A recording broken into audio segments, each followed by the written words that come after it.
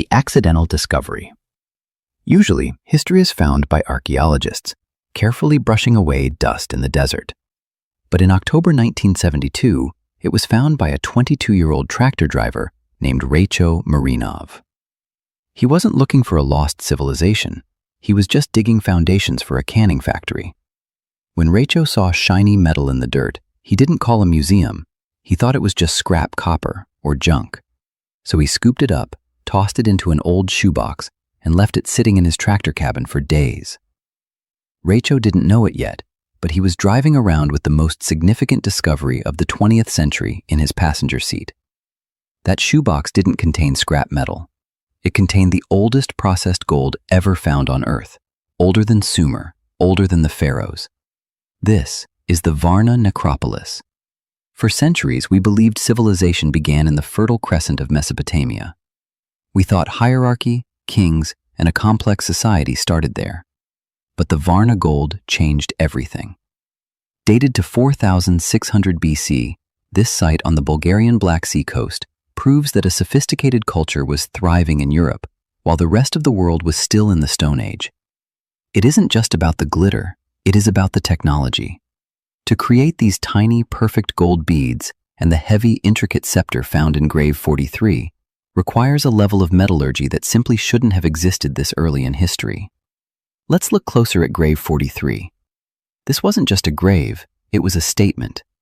The man buried here held a heavy gold axe, worn gold rings, and was covered in nearly 1,000 gold objects. In total, 1.5 kilograms of pure gold were draped over his body. Archaeologists believe he was a ruler, or a high priest. His burial proves that as early as the 5th millennium BC, human society had already divided into the rich and the powerful. The mystery of the empty graves.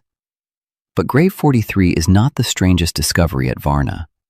As archaeologists dug deeper, they found something unsettling.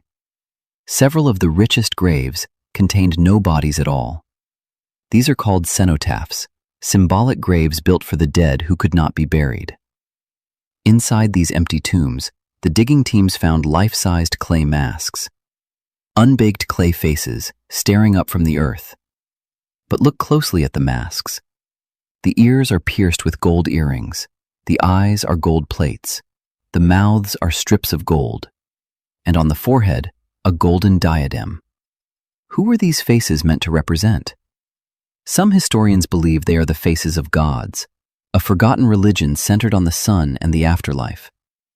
Others believe they represent warriors who died far from home, or ancestors whose bodies were lost at sea. We may never know the names behind the masks, but the care taken to decorate them proves one thing. These people didn't just value gold for its price, they valued it for its spiritual power. Masters of fire and trade. It is easy to get blinded by the gold, but the people of the Varna culture were not just lucky miners. They were master engineers of the Chalcolithic age. Long before the potter's wheel became common, they were creating pottery of incredible sophistication. They didn't just bake clay. They used graphite to paint complex geometric designs on their vessels, firing them at temperatures over 1,000 degrees Celsius to create a metallic, silver and black finish. This wasn't a primitive tribe. This was the Manhattan of the prehistoric world. We know this because of the shells found in the graves. Spondylus shells. These distinct shells don't come from the Black Sea. They come from the Aegean Sea, the Mediterranean, hundreds of kilometers to the south. This proves that 5,000 years before the Silk Road, the people of Varna were already the hub of a massive trade network connecting Europe to the Mediterranean. The vanishing. And then, silence. Around 4,200 BC, the culture vanished. The gold stopped flowing. The elaborate pottery disappeared. The settlements were abandoned. Why did Europe's first great civilization collapse so suddenly? One theory points to the climate. Evidence suggests the Black Sea levels rose dramatically, flooding the coastal trading hubs and destroying their economy. Another theory is more violent. This was the era when horse-riding nomads from the Pontic steppe began to move west. Did the first wave of mounted warriors wipe out the peaceful goldsmiths of Varna? We don't see mass graves of war victims, but we do see a sudden end to their way of life. The golden age was over, buried in the dirt, waiting for a tractor driver to find it 6,000 years later. From a shoebox in a tractor cabin to the museum halls of Bulgaria, the Varna Necropolis forces us to rewrite the timeline of human history.